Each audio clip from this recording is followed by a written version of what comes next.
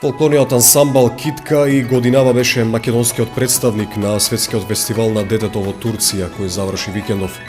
1979 година УНЕСКО ја прогласи за година на детето, а почнувајќи од истата година, турската радиотелевизија ја презеде организацијата на фестивалот на детето.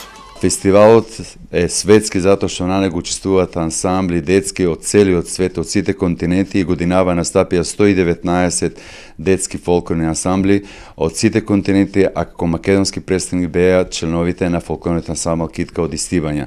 Фестивалот навистина е предизвикувачки за секој учесник, затоа што интересна програма, што сите настапи се пренесува директно на сите сателити на турската телевизија и исто така е во организација на турската радиотелевизија, а е под покровителство на државниот врв на Република Турција. Што се однесува до фестивалскиот дел, македонскиот представник имаше два настапа. Првиот на главниот плоштад во Анталија и вториот гала настапот од минута и пол на официјалната фестивалска вечер.